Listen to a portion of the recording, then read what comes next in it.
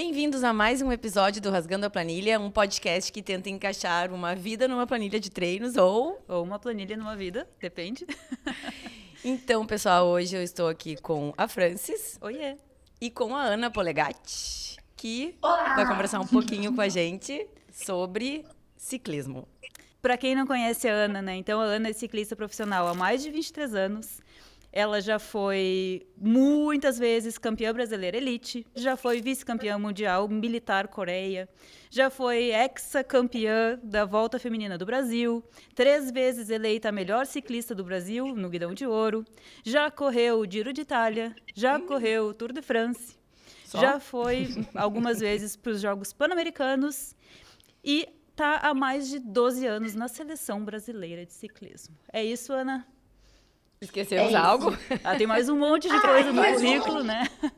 Agora no Pan-Americano eu sou recordista brasileira na prova de perseguição individual. Foi um recorde que a gente trouxe aí. Apenas isso. Só isso. Ana, muito obrigada por ter aceito o nosso convite. É um privilégio para a gente estar aqui falando contigo. Né? Acho que tanto eu quanto a Sati, a gente é fã e talvez seja o nosso momento de chat. Eu que agradeço vocês pelo convite. Tô adorando. A gente ficou muito feliz também. Então, acho que a primeira pergunta que a gente pode fazer é: por que o ciclismo? Se tu sempre soube que o ciclismo faria parte da tua vida, sempre pensou em ser atleta, ou se um dia, por acaso, né, tu virou atleta?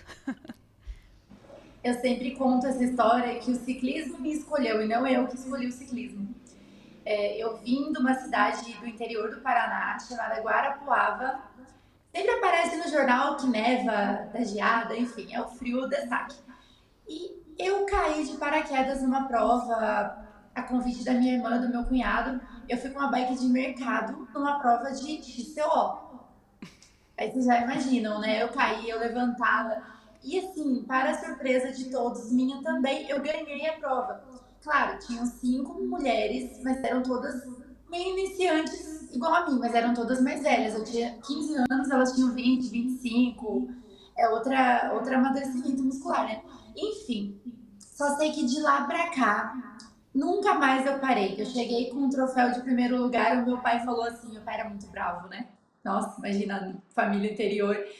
Cheguei toda ralada, toda arranhada de cair e levantar. Ele, você não vai mais? Falei, não vou mais. Ele não conseguiu.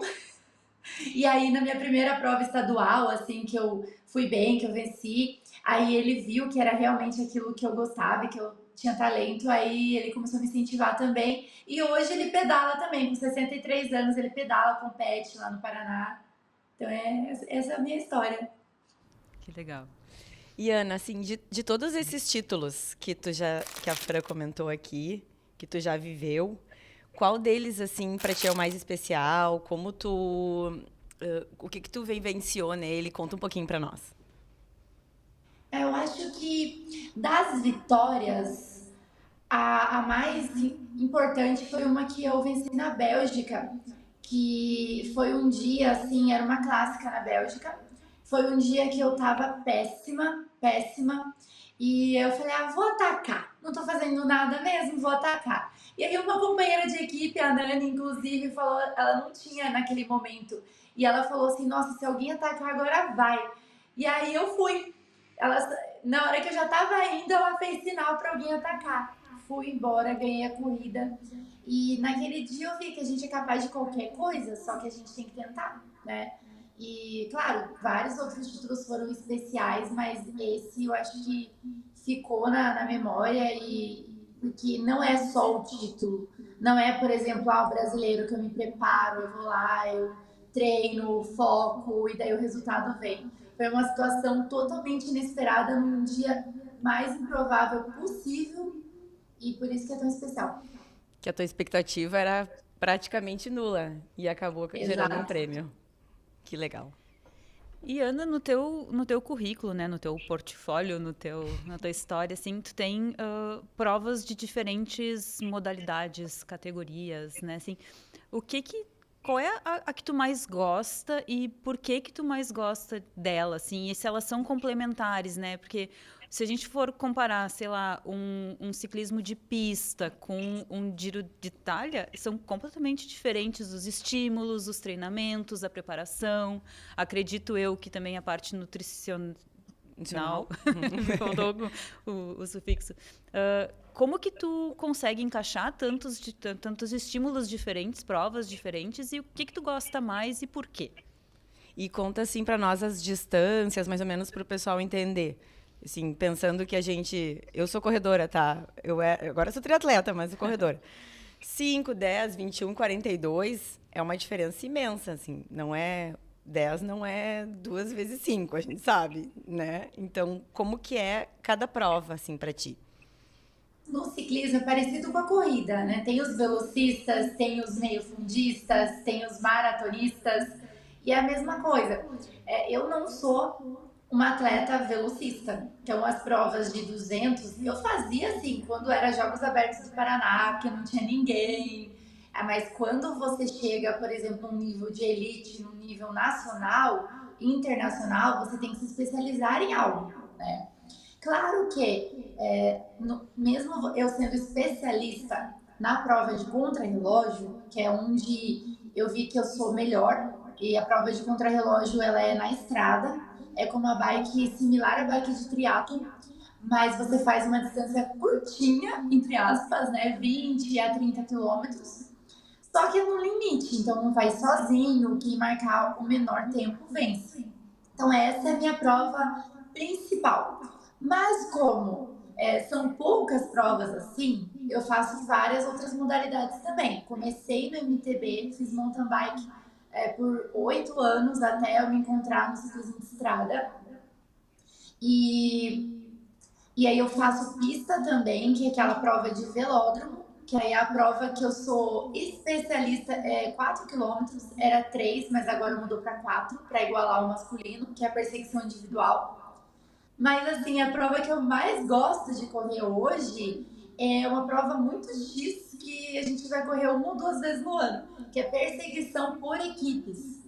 E é no velódromo, que é a prova que eu fiz agora com a seleção, que são 4 mulheres para 4 quilômetros. Então, elas vão revezando, e aí a equipe que marcar o menor tempo vai para a disputa das medalhas. E aí a disputa das medalhas é muito legal, porque é uma equipe de cada lado e uma persegue a outra, literalmente.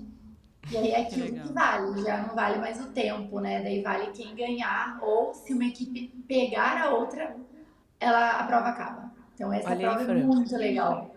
Mas eu gosto de tudo. Tendo 2 rodas. A Fran, que é apaixonada pelo velódromo, o sonho dela é fazer um treino no velódromo. A gente entrevistou a Gisele Gasparotto esses tempos da Lulu Ciclismo, e ela comentou um pouquinho também do ciclismo de pista. E, nossa, é o meu sonho. A gente não tem velódromo aqui em Porto Alegre, né? E é o meu sonho. Olhando assim. Eu acho que se eu pisar no velódromo, eu nunca mais vou pra... Não volta mais pra Porto Alegre. Não, você tá convidada, Francis. Vem um dia aqui, eu te levo em Indaiatuba, a gente anda lá no velódromo. Não precisa convidar 2 vezes, tá gravado já? Já tá gravado. Gente, eu vou junto. E Ana, conta assim um pouquinho sobre a preparação para uma prova, a tua prova favorita, né, e o contrarrelógio, nas semanas anteriores e no teu pós-prova. Como que tu te prepara em termos de treino, recuperação, assim, pré-prova, alimentação? Como é que é uma semana, assim, anterior à prova e uma semana após? E que outros treinos também faz junto com o ciclismo, né? Porque no triatlo a gente tem, além das 3 modalidades, a gente precisa fazer também musculação, a gente precisa também fazer alguma coisa para a cabeça, para descansar, né? O que mais, fora o pedalar, tu faz nessas tuas semanas e preparações? De treinos para contrarrelógio é um pouco diferente do ciclismo de estrada, por exemplo, né? Claro que o ciclismo de estrada ele dá a base, mesmo para modalidades onde o esforço é muito curto, você tem que estar com uma base bem feita. Então, rodar o famoso longão em Z2 é assim, obrigatório, né? E aí você vem lapidando nos treinamentos, né? Então, o contrarrelógio é uma prova de explosão só que é 40 minutos, 30 minutos. Então, ela é longa pela intensidade que ela é. Então, a gente tem que trabalhar muito, assim, subir o seu FTP, o seu... Até a parte mental, sabe? Ela precisa muito ser treinada. Que eu até brinco com os meus alunos, assim, até para você dar tudo de si, dei tudo de si, os jogadores, realmente, tem que ter treino, porque o seu cérebro bloqueia. Então, acho que o maior desafio é você conseguir desbloquear a sua mente para dar tudo. Mas eu nunca vou treinar a prova toda. Então, eu treino, se o contrarrelógio vai ser, digamos que 25 quilômetros, eu calculo mais ou menos o tempo que vai dar e eu divido isso. Digamos que ele vai dar 20 minutos, 25 minutos, eu divido em 5 tiros de 5 minutos. Eu vou trabalhando. Claro, eu faço tiros longos também, 20 minutos, só que daí a intensidade é menor. E aí eu dou, vai chegando mais perto da prova, eu vou lapidando com tiros mais curtos, mais intensos. E aí chegando perto da prova, você tira o pé, o famoso tapering ali, você tira o pé, mas você treina a sua velocidade, que é alta cadência, sem carga, para deixar suas pernas velozes, né? A gente faz muito vácuo de moto. No mundo ideal ali, nem sempre a gente consegue fazer a preparação perfeita, às vezes, sabe, a vida acontecendo, né? Mas fazer uns vácuos de moto ali, chegando perto da prova. Então você vê um ciclista atrás da moto, não é para pegar o pão do Strava, ele tá treinando. A maioria das vezes, não. E é isso. E aí, preparar a mente, visualização também é muito bom, respiração. A musculação, né, funcional também faz muita diferença, até que você comentou. Mobilidade, massagem. Então, assim, não é só treinar, né? É muita outras coisas que influenciam. Que envolvem, né? É todo um entorno de... E quando tu precisa treinar? Isso é uma discussão que eu e a Sati a gente tem bastante, assim, que é o nosso ranço com o rolo, né? Porque, assim, a gente tem, no triatlo, a gente tem 4 dias por semana de bike. Né? De bike. E Porto Alegre tem algumas épocas que chove muito. Né? Ou que tem muito vento. Ou tem muito vento, né? A primavera tem muito vento. O verão foi bem chuvoso, né? O inverno é longo e frio. E já saímos com os cílios congelados, né? E a gente tem que ir pro rolo. Mas pra gente é um martírio, assim, 2 horas de rolo é quase a mesma coisa que morte, embora a gente goste de pedalar. Pra ti, o rolo é um castigo? Ou é uma coisa que nem existe, né? Assim, não, eu vou pra rua independente do clima que tiver e azar. Ou, não, simplesmente eu não faço quando tá chovendo. Que eu duvido que essa seja uma opção, mas... Existem 2 eras de Ana Paula. A era da Ana Paula que começou no ciclismo e era... nem sei que palavra que eu digo pra isso, sabe?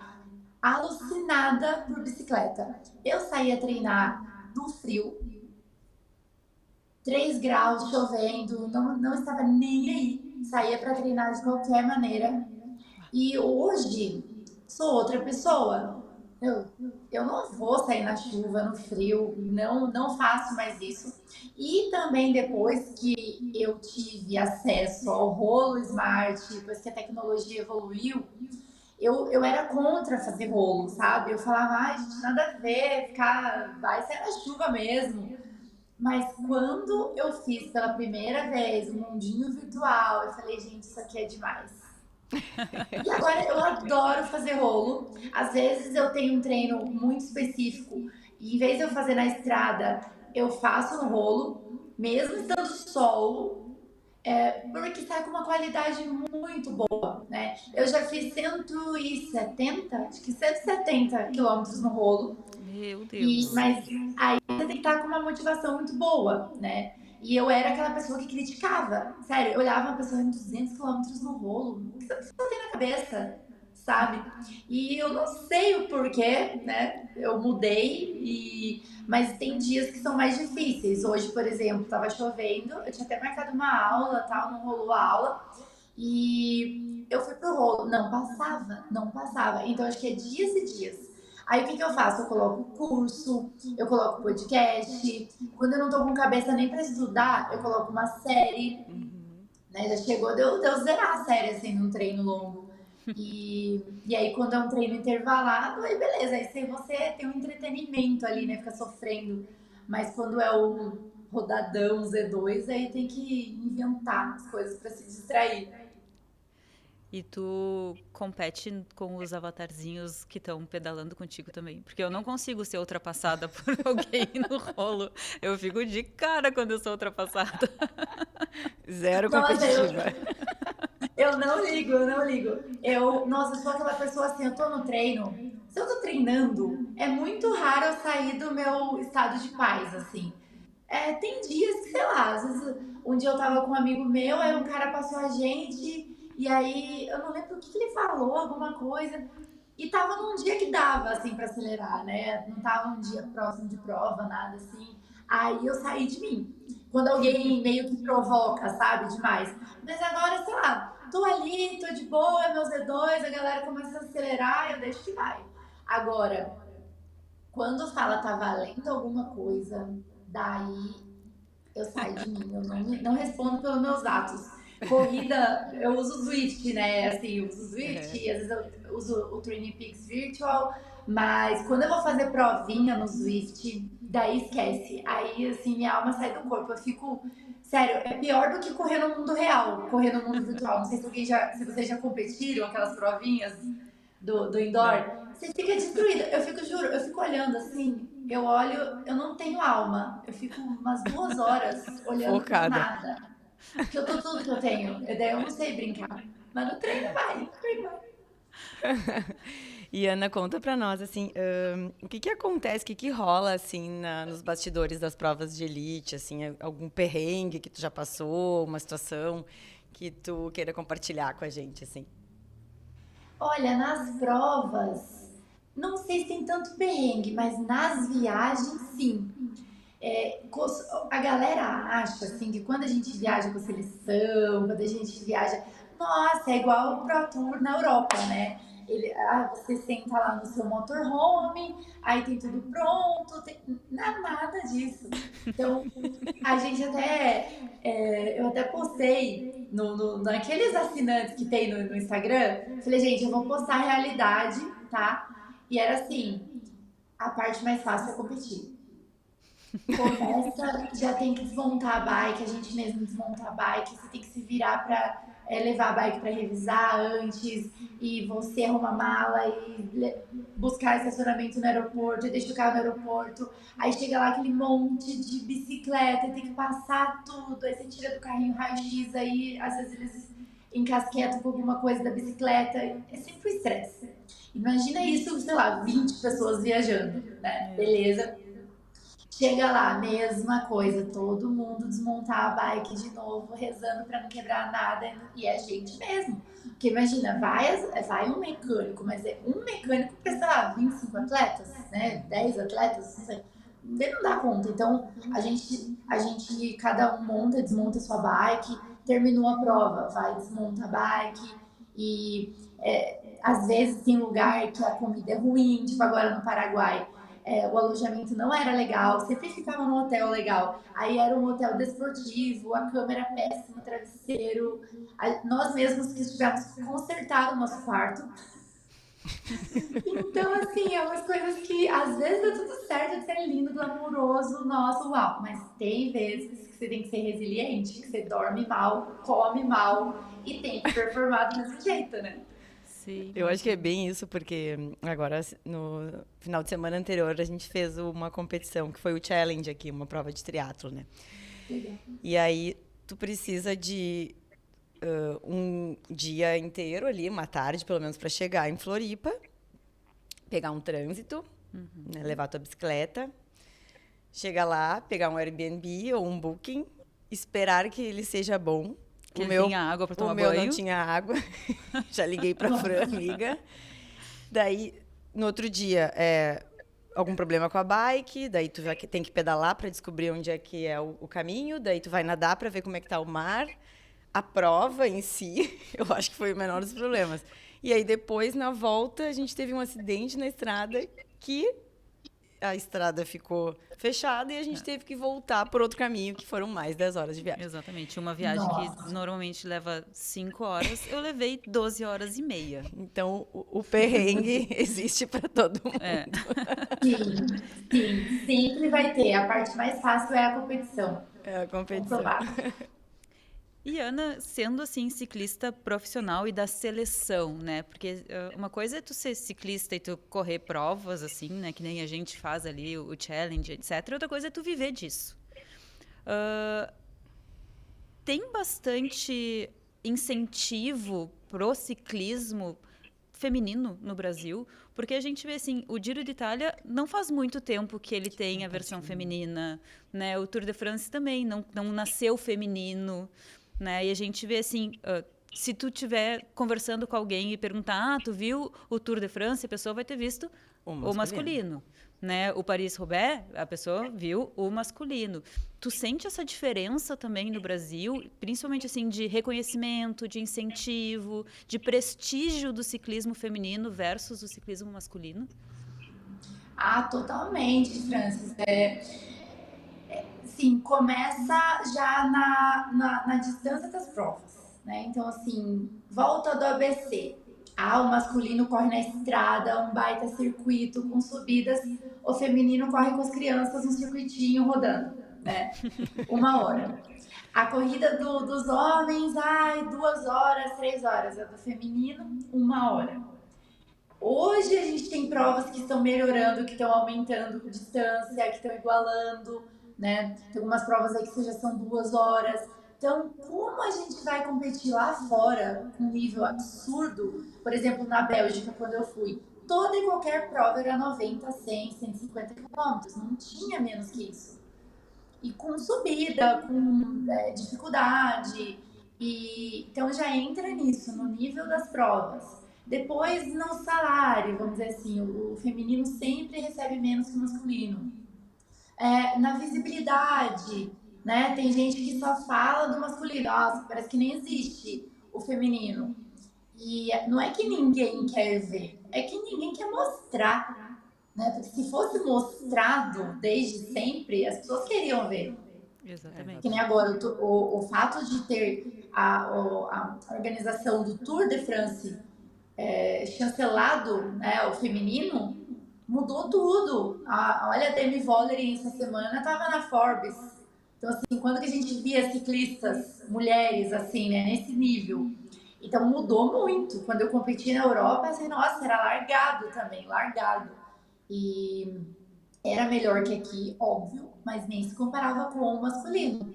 E a boa notícia é que a gente vê cada vez mais esse cenário melhorando pra gente, né? E quando uma prova não tem a premiação igual, já alguém lança na internet, expõe, daí já vai todo mundo em cima e o organizador muda. Então, aos poucos, né, a gente tá ganhando mais espaço.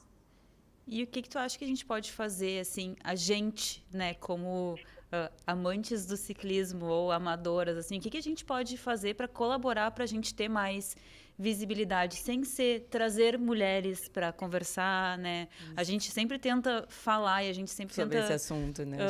chamar pessoas para focar no feminino também, porque, além de tudo, aqui é um espaço feminino.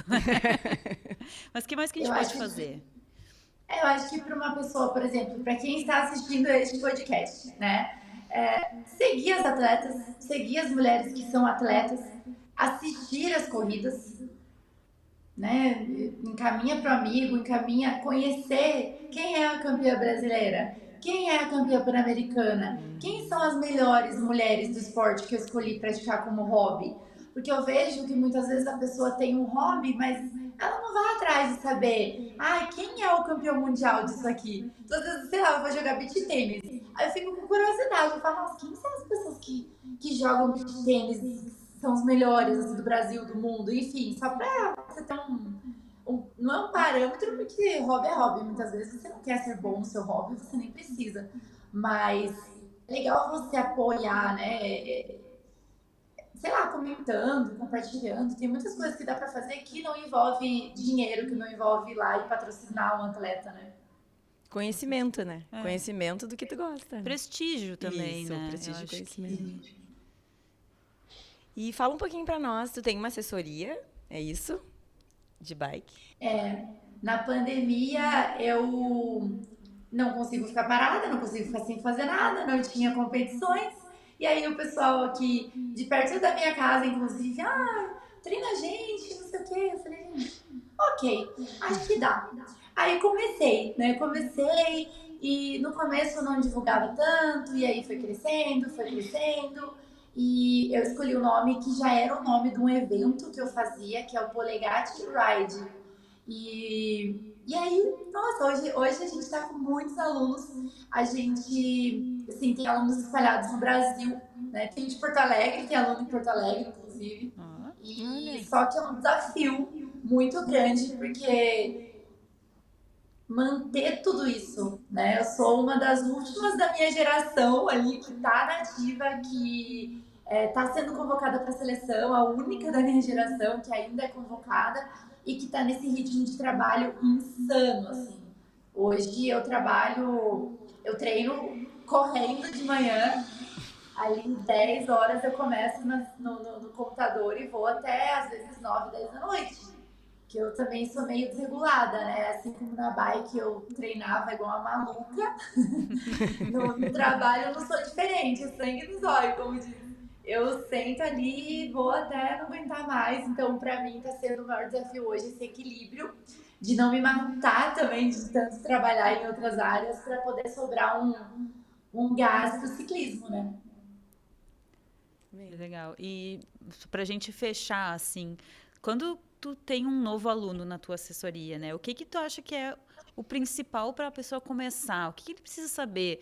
Precisa saber a parte técnica, precisa conhecer bicicleta, precisa saber montar a bicicleta ou não precisa, ninguém precisa saber montar uma bicicleta, precisa só saber, sei lá, Entender como mexer entender em algumas coisas básicas. a marcha, botar a corrente, trocar um pneu, saber né? quando faz as revisões. Saber quando faz as revisões.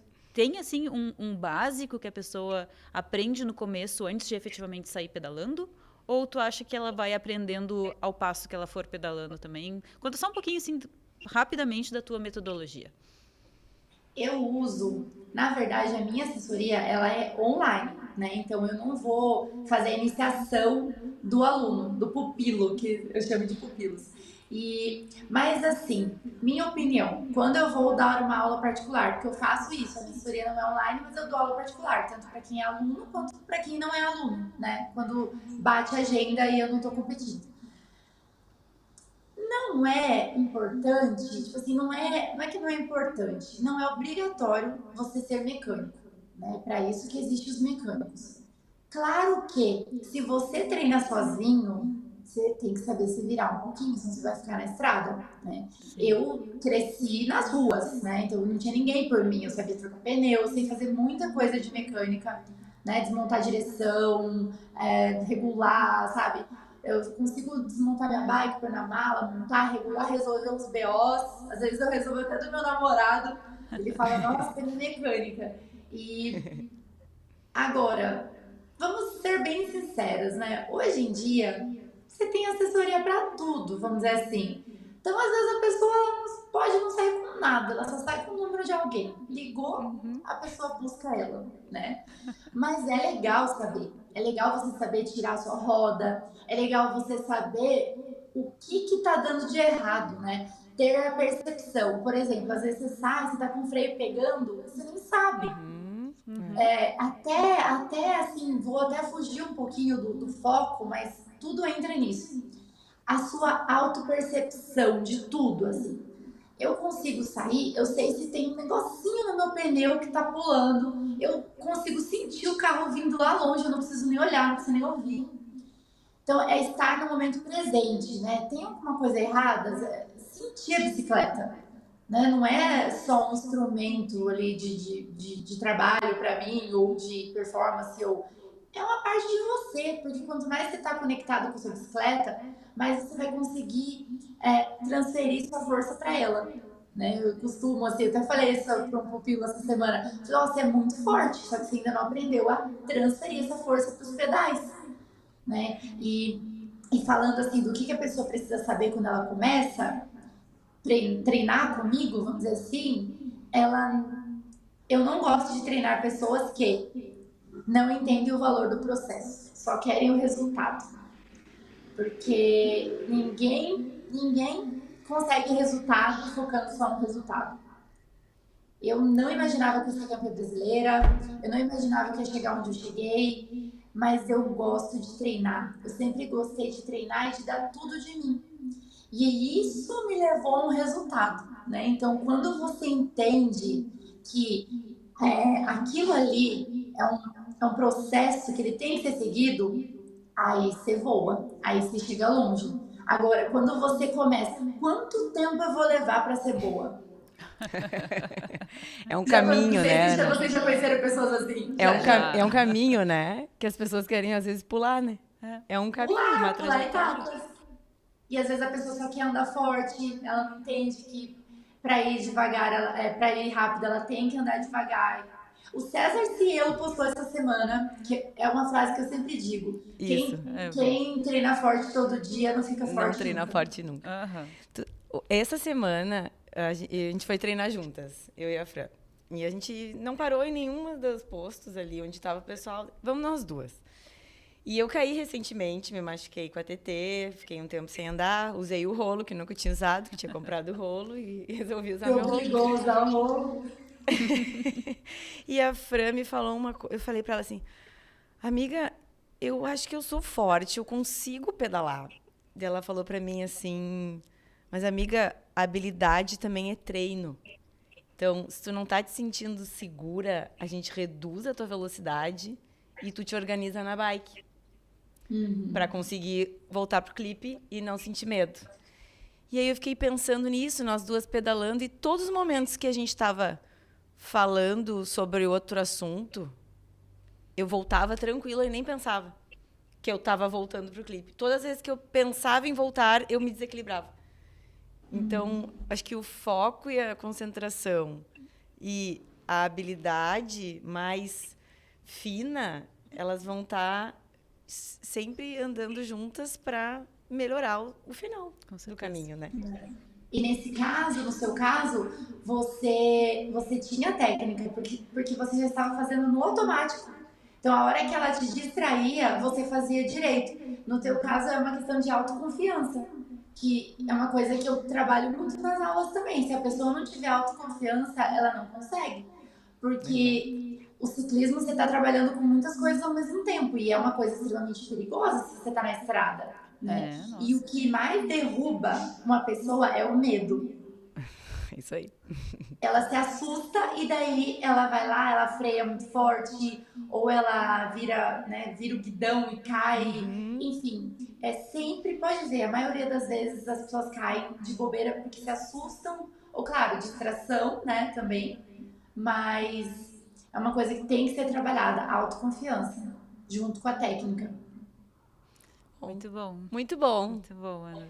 Que bom. Obrigada, Ana, por estar aqui com a gente nesses minutos. Foi ótimo conversar contigo. Foi muito bom. Eu que agradeço. Obrigada pelo convite.